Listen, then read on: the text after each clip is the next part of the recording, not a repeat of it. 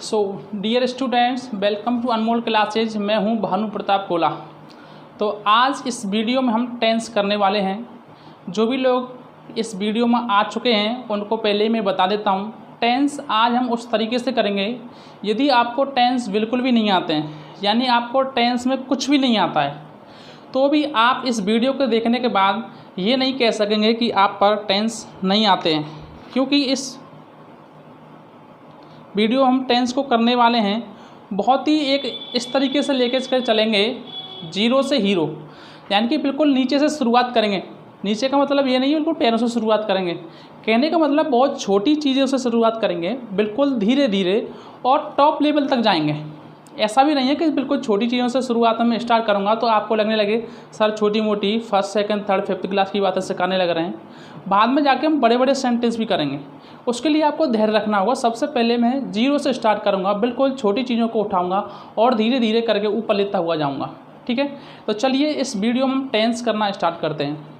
आ जाइए सभी साथी, सभी से रिक्वेस्ट है, पहली बार चैनल पर आप विजिट कर रहे हैं तो चैनल को लाइक कर लीजिए, सब्सक्राइब कर लीजिए, जिससे आगे कोई भी वीडियो चैनल के द्वारा डाली जाए आपके पास सीधा नोटिफिकेशन पहुंच जाए, आपको देखने में उसको विलम्ब ना हो।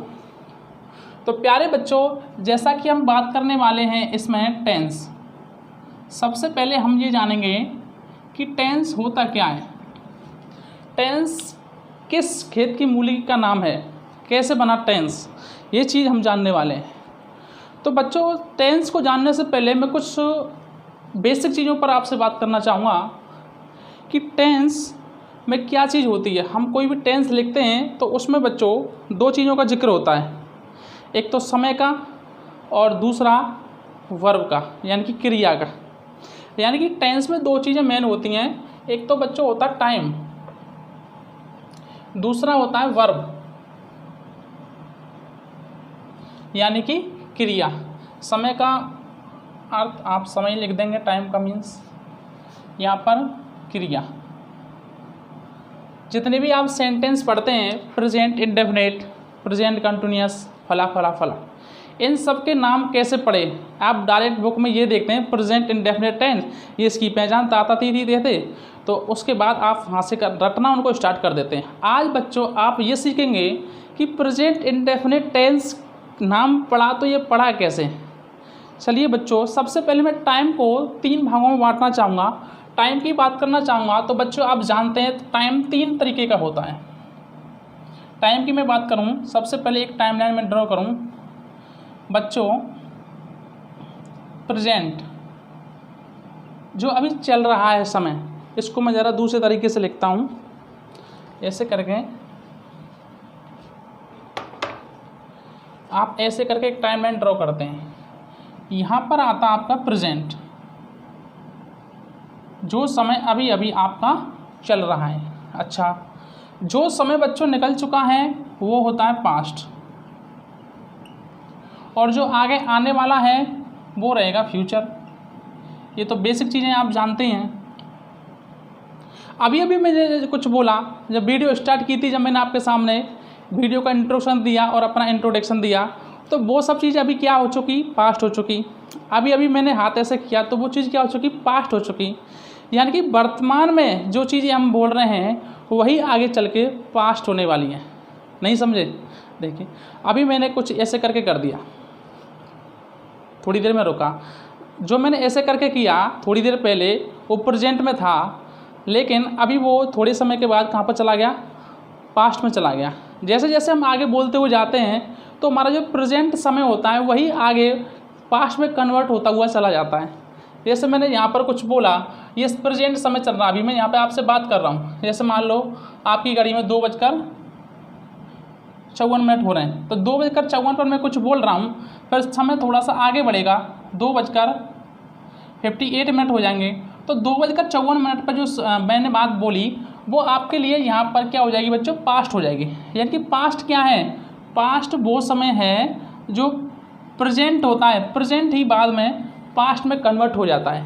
यदि आपकी समझ में आ गया हो तो ठीक है, यदि नहीं समझ में आया हो तो आप वीडियो को दोबारा देखेंगे और सिर्फ अभी के लिए इतना समझेंगे कि प्रेजेंट से पहले पास्ट आता है, यानी कि जो समय बीत चुका है, निकल चुका है, वो पास्ट कहलाता है, जो समय चल रहा है वो प्रेजेंट कहलाता है। अब बच्चों फ्यूचर की बात करते हैं कि फ्यूचर कोई समय होता भी है कि नहीं होता है, या फिर कौन सा समय होता है। इस समय को भी हम दो चीज़ों में इसका कैटेगरी वाइज बांट सकते हैं। जैसे इन दोनों समय को हम बोल सकते हैं कि ये दोनों समय होते हैं डेफिनेट समय, डेफिनेट टाइम, यानी कि इन दोनों समय की हमारे पास जानकारी होती है। पास्ट समय की हम बात करें, पास्ट टाइम जो समय निकल चुका है उसकी पास्ट की हमारे पास पूरी जानकारी होती है कि पास्ट में क्या क्या हुआ था। प्रेजेंट जो चल रहा है हमारे सामने, जो कुछ हो रहा है वो हमें दिख रहा है क्या होने वाला है। तो बच्चों ये दोनों टाइम आपके डेफिनेट टाइम में कैटेगरी वाइज किए जाएंगे। बचा आपका फ्यूचर। फ्यूचर ऐसा टाइम है अनसर्टेनिटी वाला, यानी कि जो आपने देखा नहीं है, जिसका सिर्फ अनुमान लगा सकते हो। जो समय आपने देखा नहीं है वो समय कहलाएगा बच्चों इनडेफिनेट टाइम।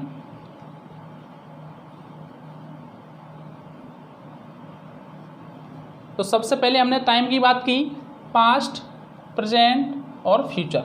इन दोनों को हमने दो कैटेगरी में डिवाइड कर दिया, डेफिनेट कैटेगरी और इनडेफिनेट कैटेगरी। चलिए ये तो थी समय की बात। अब बात करते हैं वर्ब की। वर्ब को मैं थोड़ा सा उधर लिख लेता हूँ।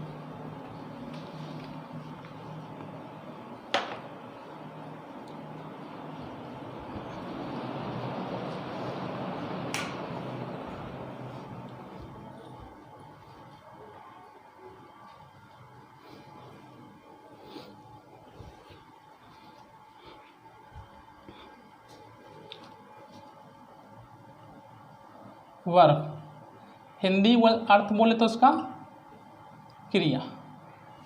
वर्ब की मैं बात करूं बच्चों, जैसे मैं अभी आपसे कहूं कि मैं आपको टेंस पढ़ा रहा हूं, मैंने टेंस अभी पढ़ाए तो नहीं, मैं आपसे कहूं मैं आपको टेंस पढ़ा रहा हूं, यानी कि कोई भी काम अभी कंप्लीट नहीं हुआ है, परफेक्ट नहीं हुआ है, तो उस समय को हम उस कार्य को बोलते हैं, उस क्रिया को बोलते हैं, उस वर्ब को बोलते हैं कंटिन्यूअस वर्ब, जो अभी चल रहा है।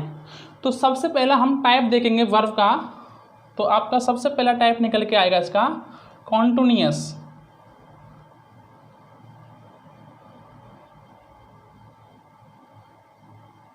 Continuous verb. इसके बाद मैं आपसे कहूँ, अब जब ये वीडियो कंप्लीट हो जाएगी, इस वीडियो को आप देख चुके होंगे और आप कहेंगे, क्योंकि इस वीडियो के बाद डेफिनेटली आप टेंस सीखने वाले हैं, बहुत अच्छी तरीके से सीखने वाले हैं, तो आप कहेंगे मैं टेंस सीख चुका हूँ, यानी कि आप कार्य कंप्लीट कर चुके हैं, पूर्ण कर चुके हैं, क्रिया कंप्लीट कर चुके हैं। तो आपकी जो कंप्लीट करने वाली क्रिया है वही क्रिया कहलाएगी बच्चों परफेक्ट वर्ब।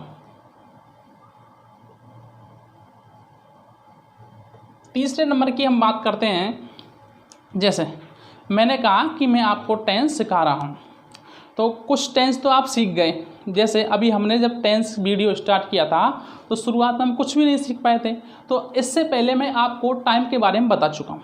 तो आप कहोगे कि सर हम टाइम के बारे में तो सीख चुके हैं कि टाइम 3 टाइप्स का होता है, पास्ट, प्रेजेंट और फ्यूचर, लेकिन अभी आप वर्ब के बारे में सिखा रहे हो, यानी कि टेंस एक पूरा टॉपिक है, उसमें आपने कुछ टॉपिक कंप्लीट कर लिया, यानी कि जो टाइम वाला टॉपिक है वो आपने कंप्लीट कर लिया। अभी वर्ब वाला टॉपिक बचा हुआ है, यानी कि कोई ऐसी क्रिया जिसमें आपने आधा वर्क कंप्लीट कर चुके हों और आधा बाकी हो। तो बच्चों जो आप कंप्लीट कर चुके होते हैं वो कहलाता है परफेक्ट, तो यहाँ हम परफेक्ट डाल देंगे। जो काम आधा बचा होता है, रनिंग में चल रहा होता है, उसको हम बोलते हैं कंटिन्यूअस, तो परफेक्ट के बाद यहाँ पे लगाएंगे कॉन्टिन्यूअस, उसके बाद वर्ब। तो तीसरे नंबर की आपकी वर्ब बन जाएगी परफेक्ट कॉन्टिन्यूअस वर्ब। अब आप जो आपके दिमाग में जो क्वेश्चन आ रहा होगा वो मेरे भी दिमाग में आ रहा है। आप सोच रहे होंगे कि सर ने इंडेफिनेट वर्ब तो बताया नहीं, सबसे पहले इंडेफिनेट आता है। तो पहले मैंने इंडेफिनेट इसलिए नहीं बताया क्योंकि सबसे पहले हमें इन तीनों को समझना है ये क्या है। मैंने कहा कंटिन्यूअस वर्ब, इसमें मैं कार्य कर रहा हूँ, मेरे पास वर्ब की नॉलेज है कि मैं कर रहा हूँ, अभी मेरा कार्य समाप्त नहीं हुआ।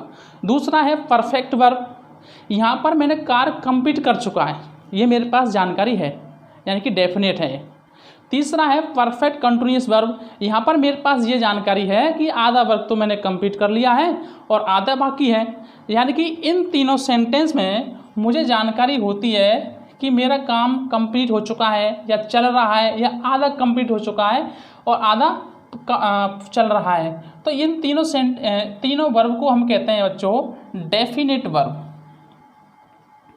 डेफिनेट वर्ब में इनको कैटेगराइज किया जाता है क्योंकि इनकी हमें जानकारी होती है ना कार्य की, कहाँ हम कर रहे हैं, यानी कि हमारा वर्क कंप्लीट हो चुका है कि नहीं हो चुका है, इस सब की हमें जानकारी होती है, इसलिए इनको डेफिनेट वर्ब बोलते हैं। अब आपके दिमाग में जो आ रखा है, शायद आ भी गया होगा, जो रह जाता है इनडेफिनेट वर्ब, उसकी हमें जानकारी नहीं रहती कि यहाँ पर हम वर्ब की जो कैटेगरी है वो किस में हम करें। जैसे मैं इसका एक एग्जाम्पल लिखता हूँ, राम खाना खाता है।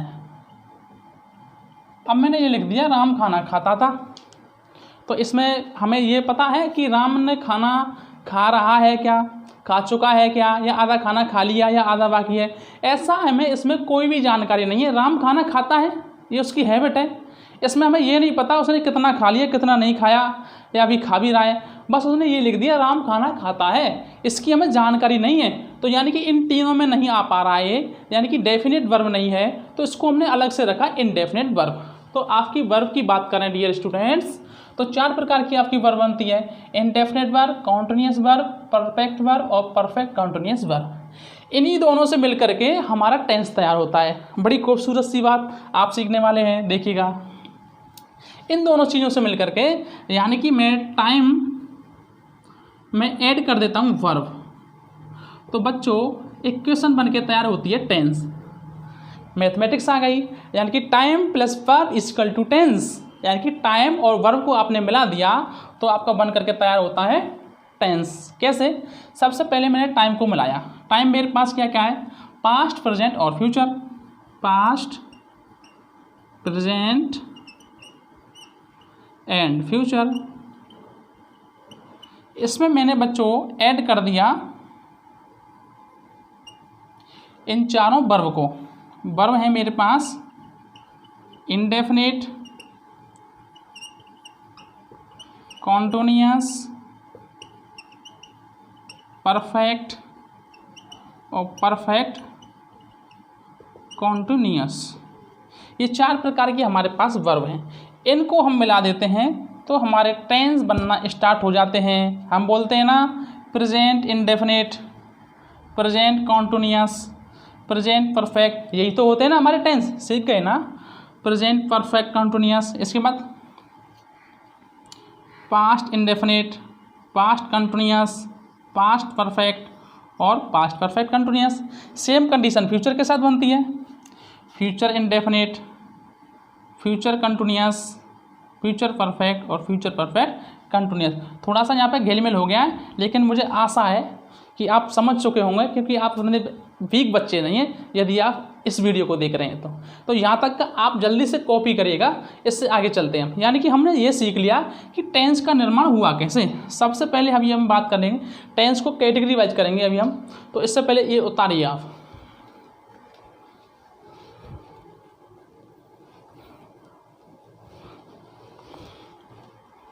चलिए बच्चों आगे चलते हैं, ये आपने उतार लिया होगा।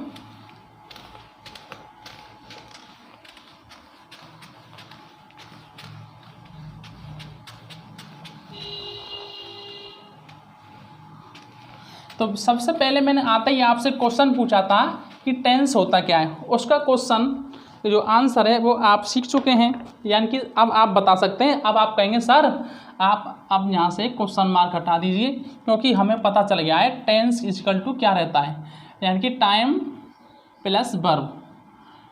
टाइम और वर्ब को हम ऐड कर देते हैं तो टेंस बन के तैयार हो जाता है। मैंने कहा अच्छा, तो अब मैं आपसे पूछता हूँ जरा ये बताइए कि टेंस किस किस प्रकार के होते हैं।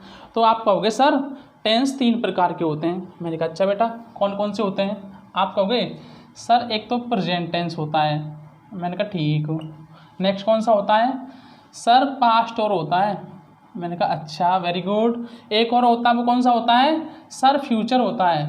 मैंने कहा अच्छा, ये तो हो गया आपका समय, यानी कि टाइम लिख दिया आपने। अब इसके साथ आपको वर्ब को ऐड करना है, यानी कि एक टेंस आपका बनेगा प्रेजेंट इंडेफिनिट टेंस। क्या बनेगा? Present indefinite. फिर बनेगा पास्ट इंडेफिनिट, फ्यूचर इंडेफिनिट। यानी कि आपने प्रेजेंट, पास्ट और फ्यूचर में जो इंडेफिनिट वर्ब थी वो ऐड कर दी, तो आपके 3 टेंस बन करके तैयार हुए बच्चों। Number 1 present indefinite, number 2 past indefinite, number 3 future indefinite. अच्छा, और चौथे नंबर पर आपका आएगा, यानी कि जो आपकी कंटिन्यूअस वर्ब है, कंटिन्यूअस वर्ब को आप तीनों में ऐड कर देंगे, तो आपका बनेगा present continuous, past continuous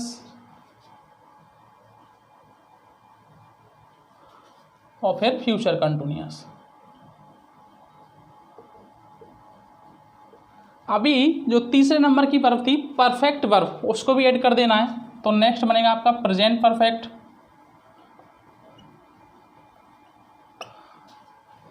past perfect and future perfect. तीसरे नंबर पर है, चौथे नंबर पर आपको जो मैंने एक वर्ब बताई थी जिसमें आधा काम कंप्लीट हो चुका होता है और आधा बाकी होता है, वो कौन सी वर्ब थी? जरा बोल के बताइए, क्या कहा? Perfect continuous. तो परफेक्ट कंटिन्यूअस को ऐड कर देंगे इसमें, तो ये टेंस बनेगा आपका present perfect continuous, past perfect continuous,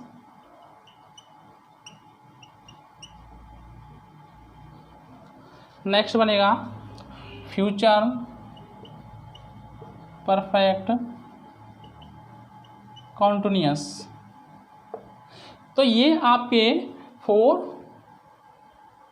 5, 6, 7, 8, 9, 10, 11, 12, ये 12 सेंटेंस आपके बन करके तैयार हुए।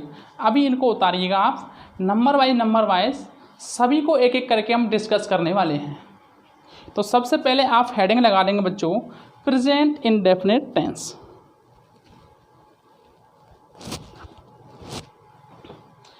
प्रेजेंट इंडेफिनिट टेंस लिखने से पहले एक चीज़ आपको सीखनी होगी बच्चों, कि अभी हम जितने भी टेंस पढ़ेंगे उनके हम 4 कैटेगरी में बांट करके उनको पढ़ेंगे। तो अभी हमें यहाँ पर आपको टॉपिक लगाना है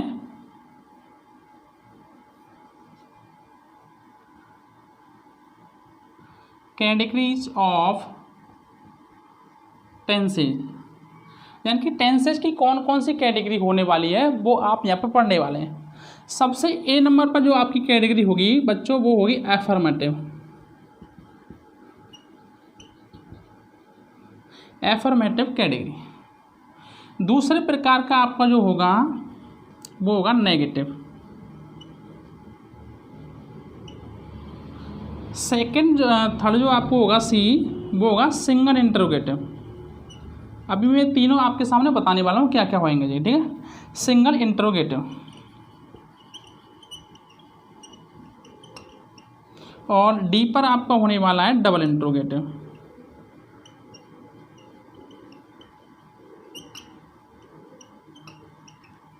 अभी इनको जैसे एफर्मेटिव की जब हम बात करेंगे तो इसमें आपका जो वाक्य होगा वो ओनली साधारण होगा। क्या होगा बच्चों? साधारण। साधारण बोले तो उसमें ओनली स्टेटमेंट रहेगा, ओनली स्टेटमेंट, एक तथ्य रहेगा ओनली। क्या रहेगा? तथ्य। तथ्य से मतलब एक ऐसा वाक्य लिखा होगा जिसमें ना तो नहीं आएगा ना ही कोई क्वेश्चन पूछा जा रहा है, और बिल्कुल साधारण सा एक तथ्य लिखा होगा, जैसे राम खाना खाता है, मोहन मथुरा जाता है, सीताराम एक साथ रहते थे। यानी कि इसमें ना तो कोई क्वेश्चन पूछा जाएगा ना ही आपसे कोई नहीं आएगा सेंटेंस में। तो इस प्रकार के जितने भी सेंटेंस आएंगे वो अफर्मेटिव सेंटेंस कहलाएंगे। सेकंड आता है नेगेटिव, जिसमें नॉट आता है, वो आपका नेगेटिव कहलाएगा। अब बात करते हैं इंट्रोगेटिव सेंटेंस की। सिंगल इंट्रोगेटिव में क्या होगा कि जिन टेंस में सबसे पहले वाक्य की शुरुआत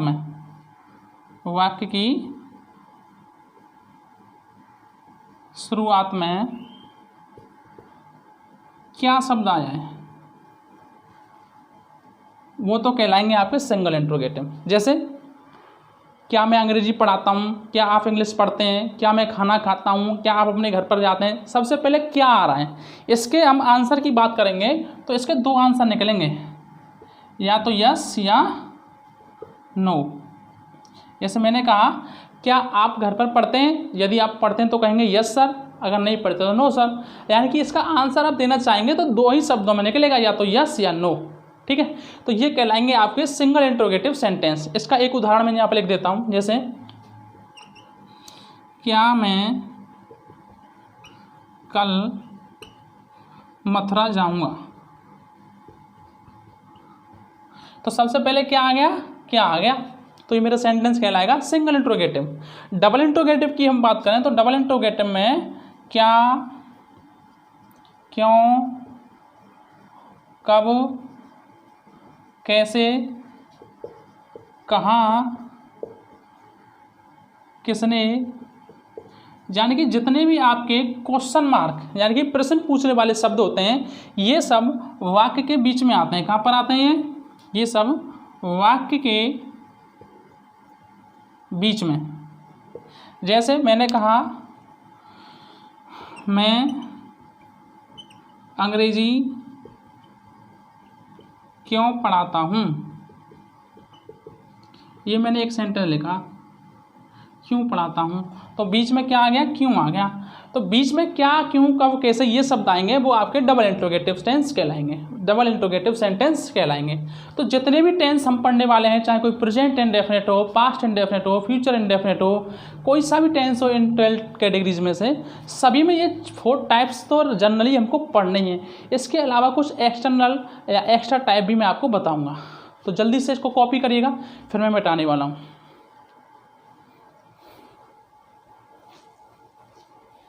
ध्यान रखो बच्चों, ये टेंस की वीडियो उस प्रकार की है, किसी को बिल्कुल टेंस आते नहीं तो वो टेंस सीख जाएगा, और जिसने टेंस कर चुका है वो पहले और वो अपने आप को ज़्यादा बाहुबली टेंसों में समझता हो, तो उसके लिए भी कोई ना कोई नई चीज़ यहाँ पर सीखने के लिए मिलेगी। ये मेरा वादा है आपसे। तो वीडियो में बने रहिएगा। एक काम कर दीजिए, वीडियो को शेयर कर दीजिएगा, ये मेरी रिक्वेस्ट है आपसे। ठीक है, आपको अच्छी लग रही हो तो आप अपने फ्रेंड को भी सिखाइए, और चैनल को सब्सक्राइब जरूर कर लेना बेटा, क्योंकि जब भी हम नेक्स्ट वीडियो डालेंगे तो आपका नोटिफिकेशन उस पर पहुँच जाएगा, हमारा नोटिफिकेशन पहुँच जाएगा आपके पास, जिससे आपकी कोई भी वीडियो मिस नहीं होगी।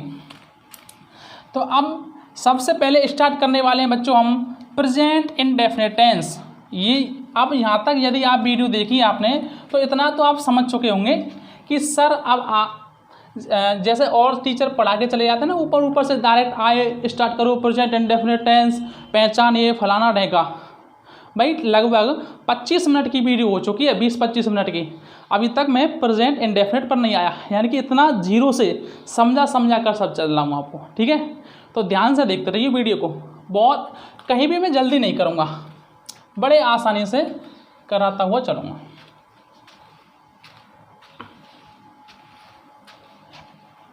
जिस प्रकार से मैं बोर्ड पर लिख रहा हूँ सेम उसी प्रकार से आपको नोट्स चाहिए हैं, तो डिस्क्रिप्शन में हमारा व्हाट्सएप नंबर दे रखा है, टेलीग्राम का लिंक दे रखा है, आप टेलीग्राम ग्रुप से जुड़ जाइए, वहाँ पर आपको जितने भी टॉपिक कराए जाते हैं सबकी PDF मिलती है। पानी प्यास लगी बच्चों मुझे, आप भी P low.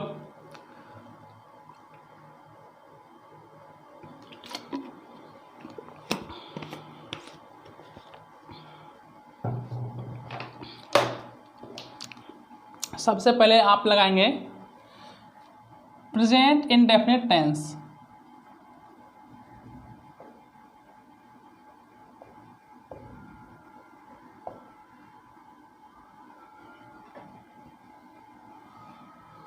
Present indefinite tense मैंने कहा था बच्चों, इनडेफिनिट इसमें शब्द आ रहा है तो इसमें जो आपकी वर्ब रहेगी वो इस प्रकार की रहेगी जिसमें आपको इनडेफिनिट तरीके से बताया जाएगा, यानी कि वर्ब आपकी डेफिनेट नहीं रहेगी, आपको कार्य की जानकारी नहीं रहेगी कि कार्य चल रहा है या कंप्लीट हो चुका है, उसकी आपको जानकारी नहीं रहेगी। ऐसे कुछ सेंटेंस इसमें आएंगे। तो सबसे पहले प्रेजेंट इंडेफिनिट की जनरली बच्चों हिंदी से इंग्लिश जब हम बनाते हैं तो एक बच्चों को हम ट्रिक सिखाते हैं, एक बच्चों को पहचान बताते हैं। उस पहचान के जरिए बच्चे ये पहचान पाते हैं कि ये प्रेजेंट इंडेफिनिट टेंस है, ये पास्ट इंडेफिनिट टेंस है, ये फला फला टेंस है। तो प्रेजेंट इंडेफिनिट की भी एक पहचान है। वैसे मैं लिखाता नहीं हूँ, लेकिन मैं जीरो से स्टार्ट करा रहा हूँ तो ये भी लिखाना मेरे लिए बनता है। तो आप इसकी पहचान भी लिख लीजिए बच्चों। जिन वाक्यों के अंत में आप साथ के साथ नोट्स बनाते हुए चल सकते हैं, क्योंकि जो नोट्स आप अपने पेन से बनाते हैं वो गोल्ड होते हैं। मैं आपको बने बनाए नोट्स दे दूंगा, वो मिट्टी के समान है। तो आप नोट्स खुद बनाते हुए चलेगा, इसलिए मैं बड़े आराम से लेकर के चल रहा हूँ। जिन वाक्यों के अंत में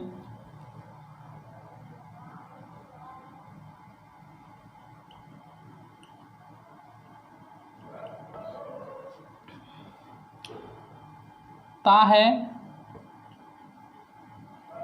ती है, ते हैं इत्यादि शब्द आते हैं। जिन वाक्यों के अंत में ता है, ती है, ते हैं इत्यादि शब्द आते हैं,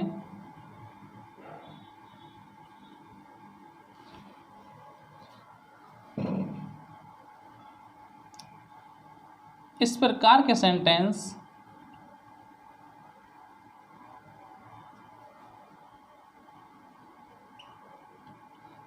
बोले तो वाक्य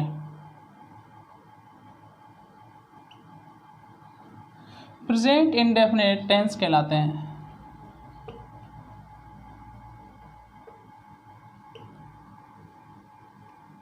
टेंस कहलाते हैं।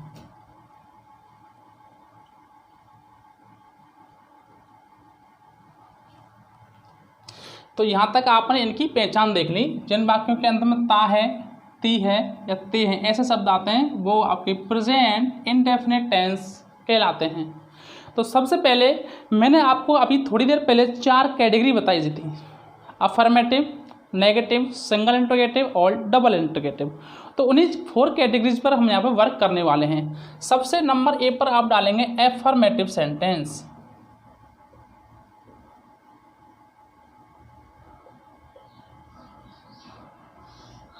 एफर्मेटिव सेंटेंस का बच्चों स्ट्रक्चर की बात करते हैं हम, तो सबसे पहले यहाँ पर आता है सब्जेक्ट, उसके बाद वर्ब की फर्स्ट फॉर्म। वर्ब की फर्स्ट फॉर्म में एस या ईएस का जिक्र करते हैं, यानी कि एस और ईएस को ऐड करते हैं। इसके बाद ऑब्जेक्ट, ऑब्जेक्ट के बाद फुल स्टॉप। यदि फिर भी आपका सेंटेंस में कुछ बचता है तो आगे आ जाता है जिसको हम कॉम्प्लीमेंट बोलते हैं। ठीक, अभी यहाँ पर एक चीज़ नहीं है, एस और ईएस का प्रयोग आपको कब करना है, किस वर्ब में आपको एस का प्रयोग करना है और किस वर्ब में आपको ईएस का प्रयोग करना है, ये यहाँ पर थोड़ा सा सीखना पड़ेगा। उससे पहले मैं एक चीज़ क्लियर कर देता हूँ। जो एस और ईएस का प्रयोग है यहाँ पर आप नोट करके लिख लेंगे, यहाँ से लिखेंगे आप नोट करके। एस और ईएस का जो प्रयोग है वो ओनली आपको सिंगुलर सब्जेक्ट के साथ करना है।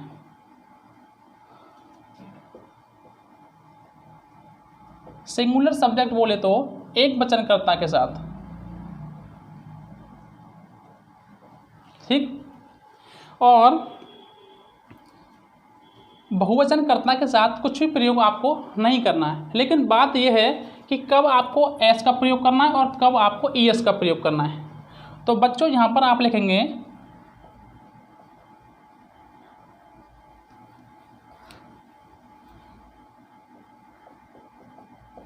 ऐसी वर्ब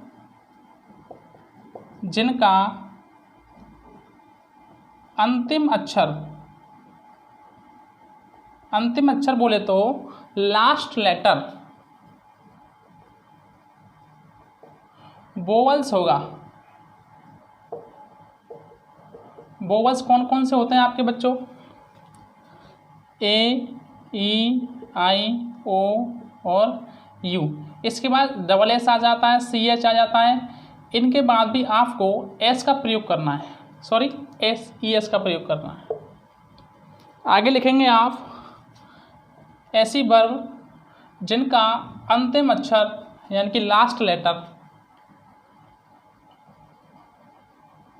कॉन्सोनेंट है, यानी कि इनके अलावा कुछ भी है तो आप उसमें एस जोड़ेंगे।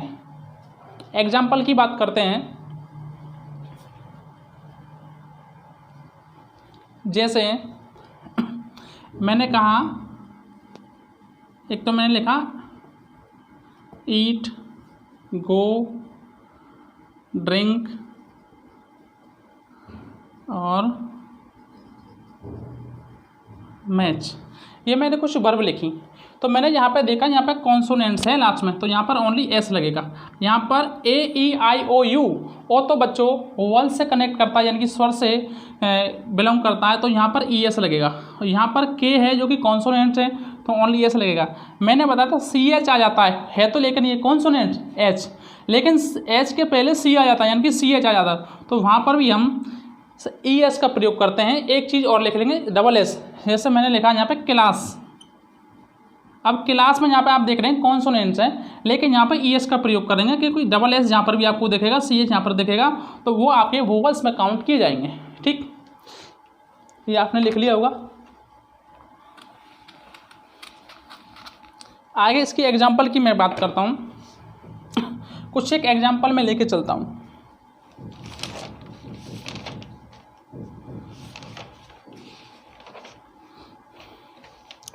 वह स्कूल जाती है, सबसे पहला एग्जाम्पल है वह स्कूल जाती है। प्यारे बच्चों, यहाँ पर आप देख पा रहे हैं ती है आ गया, तो इसकी जब अंग्रेजी हम बनाएंगे तो सबसे पहले हमने लगाना सब्जेक्ट। सब्जेक्ट क्या है इसमें? वह, तो वह स्कूल जाती है। बच्चों यहाँ पर लड़की है जाने वाली, ना कि लड़का। जब लड़का स्कूल जाएगा तो हम ही लगाएंगे, और जब लड़की स्कूल जाएगी तो सी लगाएंगे, तो सी। इसके बाद वर्ब लगाना है। वर्ब, लड़की क्या कर रही है? स्कूल जा रही है, उसकी क्रिया क्या? जाना, तो गो। एक वचन है तो यहाँ पे हम ईएस का प्रयोग करेंगे। सी गोज़ टू, और उसके बाद ऑब्जेक्ट लगाना है, गोज़ टू स्कूल। तो ये पहला सेंटेंस था। दूसरे सेंटेंस की हम बात करते हैं। मोनू क्रिकेट खेलता है। सबसे पहले सब्जेक्ट लगाएंगे मोनू प्ले। बच्चों एक वचन हमारा सब्जेक्ट है तो यहाँ पे एस या ई एस लगाना जरूरी है, लेकिन हम यहाँ देख पा रहे हैं कि वाई जो कि कॉन्सोनेंट से बिलोंग करता है यानी कि व्यंजन है, तो यहाँ पर ओनली एस लगाएंगे हम। Monu plays the cricket. कुछ एक उदाहरण में आप और लिखता हूँ यहाँ पर, माताजी रामायण पढ़ती हैं। माताजी रामायण पढ़ती हैं, तो यहाँ पर आप देख पाए माताजी रामायण पढ़ती हैं। अब इसमें समय का कैटेगरी वाइज आप नहीं कर पा रहे होंगे, यानी कि डेफिनेट समय फाइंड नहीं कर पा रहे होंगे कि माताजी रामायण पढ़ती हैं, माताजी रामायण पढ़ चुकी हैं या पढ़ रही हैं या आधी पढ़ चुकी हैं आधी बाकी, ऐसा कुछ आप डेफिनेट इसमें सेटिस्फाई नहीं कर पा रहे होंगे। तो यही है इनडेफिनेट सेंटेंस, तभी इसका नाम पड़ा प्रेजेंट इनडेफिनेट टेंस। तो द मदर, पढ़ने की आ जाएगी बच्चों रीड, इसके बाद एस लग जाएगा। Mother reads the Ramayan, Ramayan. ठीक है, कुछ और सेंटेंस लिखता हूँ बच्चों, सेंटेंस की कमी नहीं रहेगी। हम स्कूल जाते हैं, माताजी खाना पकाती हैं। हम स्कूल जाते हैं, ये सेंटेंस आपके लिए हैं जिनको आपको कमेंट बॉक्स में टाइप करके लिखना है। हम स्कूल जाते हैं, माताजी खाना पकाती हैं, सोनू गाना गाता है। तो ये 3 सेंटेंस आपके लिए SW हैं। आपके लिए होमवर्क हैं। इनको आपको बना करके कमेंट बॉक्स में लिखना है, या आप कमेंट बॉक्स में नहीं लिख पाते हैं तो हमारे टेलीग्राम में छोड़ सकते हैं, या हमारे व्हाट्सएप नंबर 8279483511 इसमें लिख करके आप पेज पे लिख करके उसका फ़ोटो खींच के उस पर आपका नाम वगैरह कुछ होना चाहिए और आपका नंबर भी होना चाहिए। नंबर तो आ ही जाएगा आप व्हाट्सएप करोगे तो, ठीक है। आपका नाम और क्लास इस पर होना चाहिए, ठीक है। तो ये था आपका प्रेजेंट इंडेफिनिट टेंस। इसको जल्दी से कॉपी करिएगा। इसके बाद हम करने वाले हैं dear student past indefinite tense.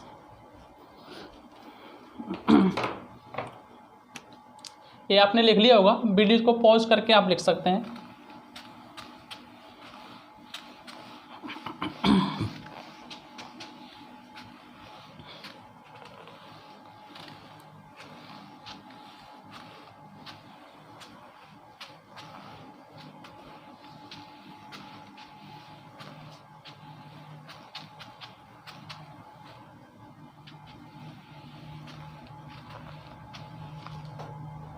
अभी आप सेंटेंस डालेंगे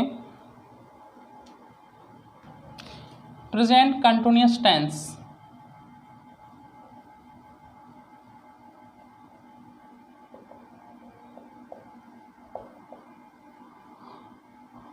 वही पुरानी वाली बात, सबसे पहले प्रेजेंट कंटिन्यूअस टेंस की पहचान लिखेंगे। तो जिन वाक्यों के अंत में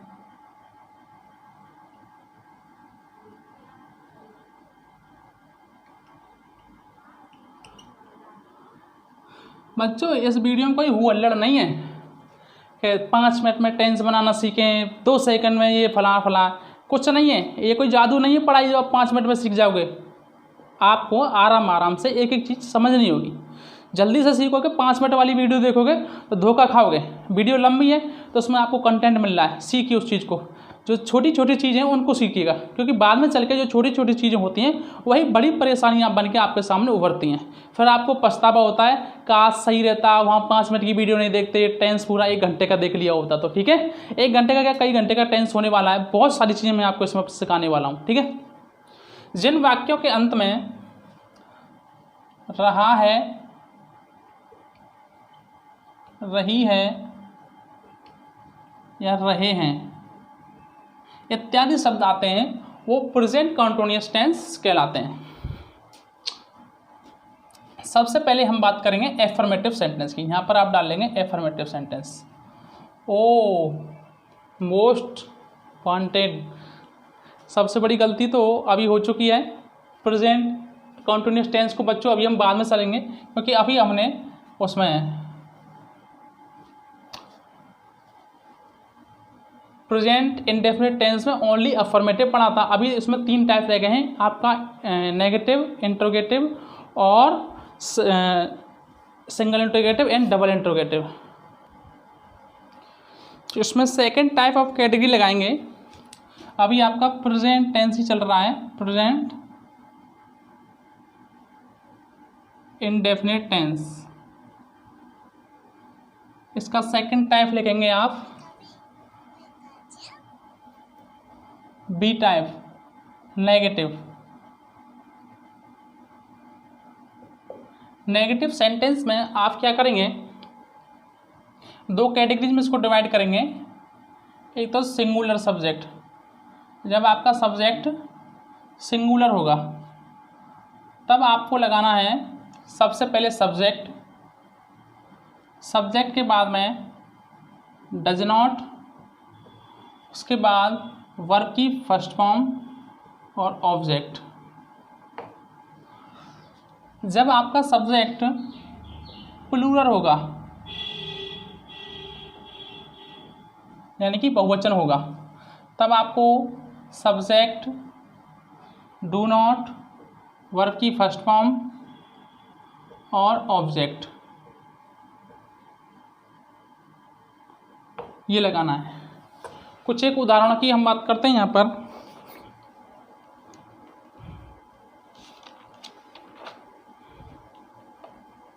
वे अपने अध्यापक का कहना नहीं मानते हैं।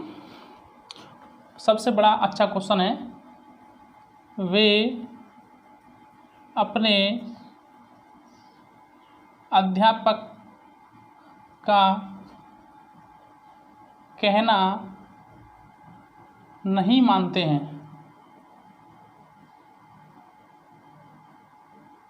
तो ये सेंटेंस है, इसमें आप देख पा रहे हैं नहीं आया है। वे आपका प्लूरल सब्जेक्ट है, तो प्लूरल सब्जेक्ट के साथ हमें ये वाला स्ट्रक्चर फॉलो करना है। तो सबसे पहले लगाएंगे दे, इसके साथ में डू नॉट। अब कहना मानने की हम यहाँ पे ये लगा सकते हैं, यानी कि आज्ञा नहीं मानते हैं, तो दे डू नॉट ओबे। अपने अध्यापक की यहाँ पे आएगी देयर टीचर। एक चीज़ यहाँ पर आप नोट करके इधर लिख लेंगे, जो अपने की स्पेलिंग है, अपने की मीनिंग आप कन्फ्यूजन रहते हैं कि कब क्या लगानी है। तो अपने की मीनिंग आपको कब क्या लगानी है ये आप यहाँ पर लिख लेंगे। जैसे आपका सब्जेक्ट, इधर मैं सब्जेक्ट लिख दे रहा हूँ। यदि आपका सब्जेक्ट आई है तो आपको अपने की स्पेलिंग लगानी है बच्चों माई। यदि सब्जेक्ट आपका दे है तो दे के साथ लगानी है देयर।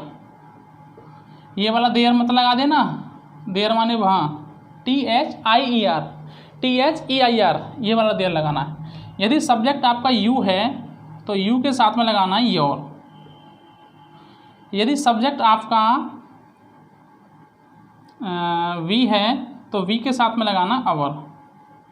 तो ये कुछ एक आपको मीनिंग लगानी है, ठीक है। और आते रहेंगे अपने की स्पेलिंग, तो मैं आपको बताता हुआ जाऊंगा। ये तो आपको जनरली याद ही रखना है, आई के साथ माई, दे के साथ देयर, यू के साथ योर और वी के साथ अवर। और यहाँ पे ही के साथ भी लिख लेंगे आप, ही के साथ लगाएंगे हिज और सी के साथ लगाएंगे हर। तो ये है आपकी अपने की कुछ स्पेलिंग। जैसे यहाँ पर दे आया तो दे के साथ हमने अपने की स्पेलिंग देयर लगाई। एक और सेंटेंस यहाँ पर लिखते हैं हम, लड़के कक्षा में शोर नहीं मचाते हैं। ये तो भाई उल्टा सेंटेंस लिख दिया, क्योंकि लड़के तो मचाते हैं शोर। लड़के कक्षा में शोर नहीं मचाते हैं। तो ये सेंटेंस है। द बॉयज़ प्लूरल सब्जेक्ट है, तो उसके साथ हमें डू नॉट का प्रयोग करना है। Do not make a noise, शोर मचाने की हो जाएगी बच्चों, make a noise in the class. एक और सेंटेंस करते हैं, बच्चे नदी में नहीं नहाते हैं। बच्चे नदी में नहीं नहाते हैं। तो the children do not bath in the river. अब एक सिंगल एक वचन वाला कर लेते हैं। वह दरवाज़ा नहीं खोलता है। वह दरवाज़ा नहीं खोलता है। तो ये एक वचन है, यहाँ पर हम डज नॉट का प्रयोग करेंगे। तो he does not open the door. एक और करते हैं एक वचन वाला, कुत्ता घास नहीं खाता है। अरे ये तो बड़ा अच्छा है, कुत्ता घास नहीं खाता है।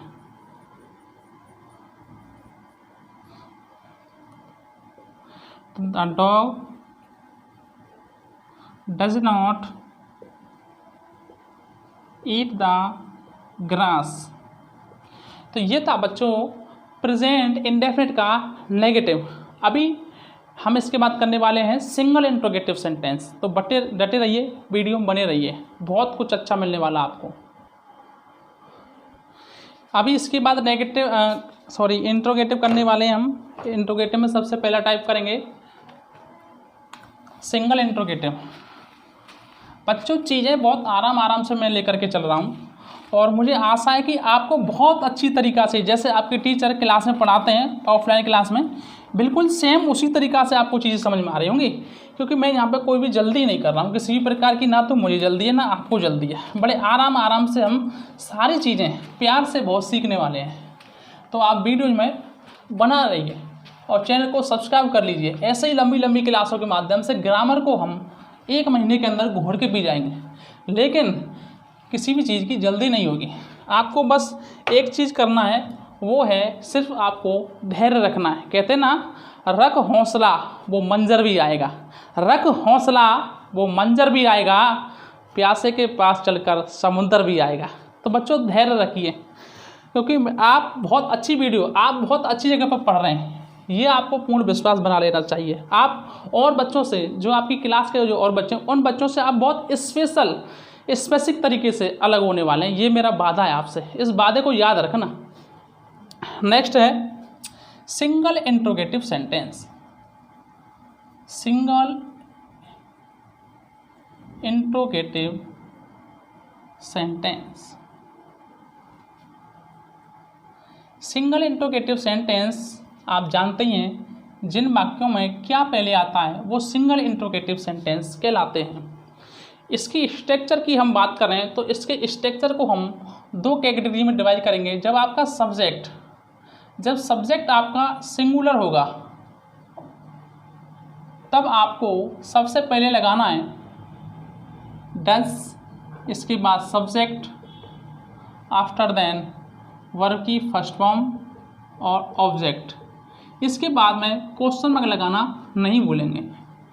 साथ ही जब आपका सब्जेक्ट प्लूरल फॉर्म में होगा, यानी कि बहुवचन में होगा, तब आपको फॉलो करना है डू, सब्जेक्ट, वर्ब की फर्स्ट फॉर्म, ऑब्जेक्ट और क्वेश्चन मार्क। यदि इसमें कहीं नेगेटिव में नोट आता है तो नोट आपको यहाँ पर सब्जेक्ट के बाद में ऐड कर देना है। इसमें भी और इसमें भी सब्जेक्ट के बाद में आपको नोट लगा देना है। चलिए कुछ एक सेंटेंस की बात करते हैं। क्या वह जोर से रोता है? पहला सेंटेंस है, क्या वह जोर से रोता है? तो सबसे पहले क्या आ गया, हम जानते हैं यहाँ पर जो क्या की स्पेलिंग हम वॉट नहीं लगाने वाले हैं, क्योंकि क्या की यहाँ पे हम या तो लगाएंगे डू या लगाएंगे डज। और ये बात आप अच्छी तरीके से जानते हैं या जान चुके होंगे कि एक वचन के साथ यूज करना डज और बहुवचन के साथ में यूज करना है डू। तो आप यहाँ पर देख रहे हैं क्या वह जोर से रोता है, तो वह यहाँ पर एक वचन सिंगुलर सब्जेक्ट है, तो यहाँ पर आप प्रयोग करने वाले हैं डज ही। अब रोने की लगाएंगे वीप। अब वर्ब में यहाँ पे आपको एस या ईएस लगाने की कोई ज़रूरत नहीं है, क्योंकि एस या ईएस ओनली एफर्मेटिव सेंटेंस में आपको प्रयोग करना है। डज ही वीप, जोर से की लगाएंगे लाउडली। सेकंड क्वेश्चन की बात करते हैं, कमल कहाँ रहता है? ये तो डबल इंट्रोगेटिव में आ जाएगा। क्या हम मेले में जाते हैं? नेक्स्ट है, क्या हम मेले में जाते हैं? तो यहाँ पर एक हम तो यहाँ पे बहुवचन में आ जाएगा, तो यहाँ पे लगाएंगे do we go to fair. Next है, क्या मैं अंग्रेजी पढ़ाता हूँ?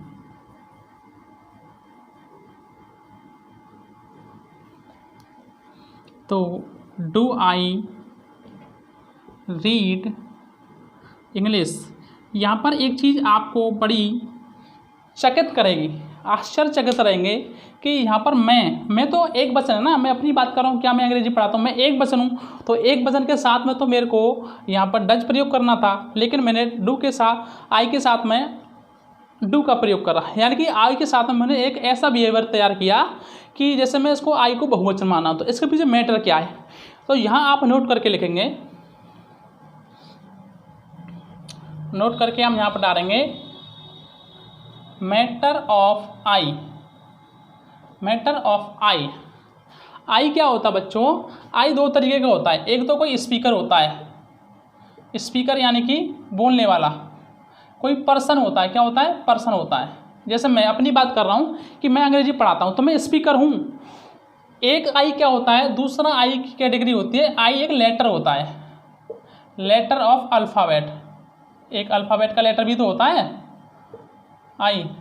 तो एक तो लेटर होता है। जब हम लेटर का जिक्र करेंगे तो इसको हम सिंगुलर की तरह बिहेव करेंगे, सिंगुलर यानी कि एक वचन की तरह।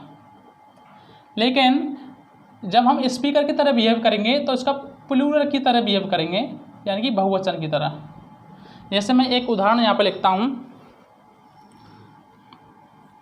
आई is a 9th letter of alphabet.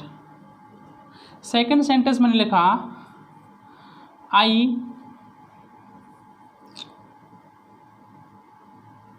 Do, एक सेंटेंस लिखा मैंने, ऐसे कर लो उसको, is I a 9th letter of alphabet. Interrogative sentence चल रहा है तो इंट्रोगेटिव का एग्जाम्पल लेंगे। दूसरा, do I go to market. तो यहाँ पर बच्चों इन दोनों सेंटेंस का आप हिंदी अर्थ निकालने की कोशिश करोगे तो यहाँ पर मैंने इसकी जगह पर आप यहाँ पे कर लेंगे डज। ठीक है, ठीक है, क्योंकि दोनों एक ही कैटेगरी के हो जाएंगे तो आपको जल्दी से समझ में आएगा। Does I a 9th letter of alphabet, do I go to market. यहाँ पर दोनों जगह सब्जेक्ट हमारा आई है, यहाँ भी आई और यहाँ भी आई, लेकिन यहाँ पर मैंने डज प्रयोग करा और यहाँ पर डू प्रयोग करा, और दोनों ही सेंटेंस ये राइट हैं, यानी कि सही हैं। यानी कि जब आई का प्रयोग हम एक लेटर की तरह करेंगे तो हम उसका बिहेव एक सिंगुलर सब्जेक्ट की तरह करेंगे, लेकिन आई का जब प्रयोग हम एक स्पीकर की तरह करेंगे, स्पीकर बोले तो ऐसे किसी पर्सन की जगह करेंगे हम, तो हम प्लूरल की तरह उसका बिहेव करेंगे। यानी कि आज से आप एक बात याद रखेंगे, जब भी आई आएगा अगर वो लेटर की तरह यूज हो रखा होगा, अगर लेटर की बात करेगा तो आप सिंगुलर का बिहेव करेंगे, आई के साथ में डज लगाएंगे। लेकिन वो किसी पर्सन की बात करेगा, ऐसे आई माने मैं एक पर्सन हूँ, तो आपको आई के साथ में डू लगाना, यानी कि प्लूरल की तरह बिहेव करना है। तो ये था आई का मैटर और आपका ये था सिंगल इंट्रोगेटिव सेंटेंस। अभी इसके बाद हम करने वाले हैं डबल इंट्रोगेटिव सेंटेंस। हाँ बच्चों, अब तो आपको मज़ा आ गया होगा। बिल्कुल छोटी से छोटी चीज़ मैं आपको सिखाऊंगा, ये मेरा वादा है आपसे। हो गई पीर परवसी, ये पीर पिघलनी चाहिए। हंगामा फैलाना मकसद नहीं मेरा मकसद यही, फिर इस हिमालय से कोई गंगा निकलनी चाहिए, फिर इस हिमालय से कोई गंगा निकलनी चाहिए। तो साथियों आपको मज़ा आ रहा होगा बच्चों, तो पढ़ते रहिए रेगुलर, बस कान में लीड लगा लीजिए। नोट्स आपको बिल्कुल डिस्क्रिप्शन में सेम टू सेम लिखे हुए मिल जाएंगे, आप खुद अपने नोट्स प्रिपेयर करें तो बहुत अच्छी बात है, सोने पर सुहागा है। चलिए आगे चलते हैं सिंगल इंट्रोगेटिव। लेकिन सिंगल इंट्रोगेटिव को चलने से पहले मैं थोड़ा सा पानी पीता हूँ, आप भी पी लीजिए।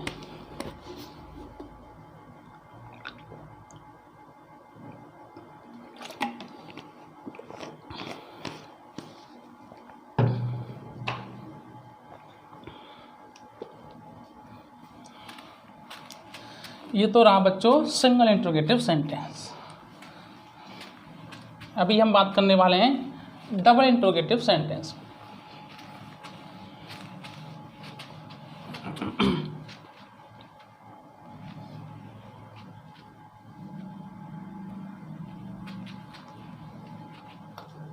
तो सिर्फ यही बताना मेरे को, तो क्योंकि मेरे को आगे सिर्फ डबल जोड़ना है। नेक्स्ट है आपका double interrogative sentence. Double interrogative sentence में बच्चों यदि आपका सब्जेक्ट सिंगुलर है तो सबसे पहले आप यूज करेंगे क्वेश्चन वर्ड। जो आपके 20 सेंटेंस में आएंगे ना क्वेश्चन वर्ड, क्या, क्यों, कब, कैसे, कहाँ, किस लिए, इन सारे शब्दों की मीनिंग सबसे पहले लगेगी क्वेश्चन वर्ड। इसी के बाद आपको लगाना है सिंगुलर सब्जेक्ट है आपका, तो यहाँ पर आपको लगाना है डज। इसके बाद सब्जेक्ट के बाद में वर्ब की फर्स्ट फॉर्म, उसके बाद ऑब्जेक्ट, और ऑब्जेक्ट के बाद में क्वेश्चन मार्क लगाना नहीं भूलेंगे। यदि आपका सब्जेक्ट प्लूरल है यानी कि बहुवचन है तो सबसे पहले क्वेश्चन बनाएगा, ये तो कॉमन है दोनों में, लेकिन यहाँ पर डू आएगा, न डज मतलब डू आएगा। इसके बाद सब्जेक्ट, उसके बाद वर्ब की फर्स्ट फॉर्म, उसके बाद ऑब्जेक्ट, इसके बाद क्वेश्चन मार्क लगाना नहीं भूलेंगे। कुछ एक उदाहरणों की बात करते हैं। वे क्यों नहीं पढ़ते हैं? कुछ डीप किस्म के बच्चे होते हैं ना, आपके नहीं कह रहा हूँ मैं, कुछ अलग होते हैं। वे नहीं पढ़ते हैं, कितना भी मार लो, कितना भी वीडियो शेयर कर लो, वो लिंक खोलकर देखते ही नहीं है। वे क्यों नहीं पढ़ते हैं। ये था आपका बच्चों, वे क्यों नहीं पढ़ते हैं। अगर आपका नहीं के क्यों के साथ में नेगेटिव भी आ जाता है यानी कि नॉट भी आ जाता है, तो इसमें आप नॉट का प्रयोग सब्जेक्ट के बाद करेंगे। कहाँ पर करेंगे? सब्जेक्ट के बाद और वर्ब से पहले, सब्जेक्ट के बाद और वर्ब से पहले। तो वे क्यों नहीं पढ़ते हैं, तो यहाँ पर बच्चों सबसे पहले हमें लगानी है क्योंकि। तो वाई, सब्जेक्ट हमारा बहुवचन है तो डू, इसके बाद नॉट भी है इसमें, लेकिन नॉट को सब्जेक्ट के बाद में लगाएंगे। Why do they not read, question mark लगाना नहीं भूलेंगे। हम आगरा कब जाते हैं? क्यों भाई, हम कब आगरा जाते हैं बताओगे ज़रा कोई? चलिए मत बताइए, सेंटेंस कर लीजिए, नहीं पिट जाओगे। हम आगरा कब जाते हैं, तो व्हेन बहुवचन है तो do we go to Agra. एक लिखेंगे, मैं अंग्रेजी कैसे पढ़ाता हूँ।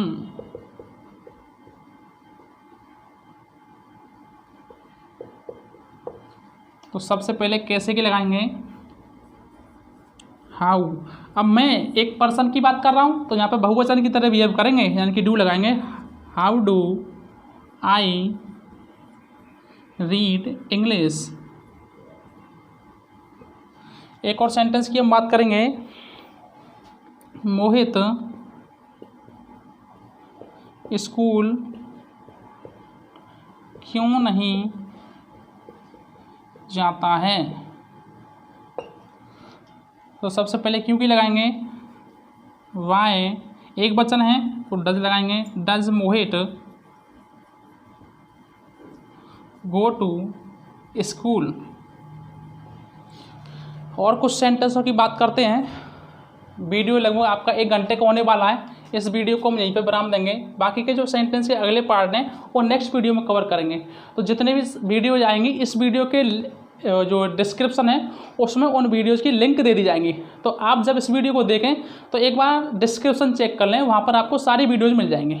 ठीक है, कुछ एक उदाहरण और करते हैं। रेखा अपना कार्य कब करती है। तो सबसे पहले कब की लगाएंगे, व्हेन डज रेखा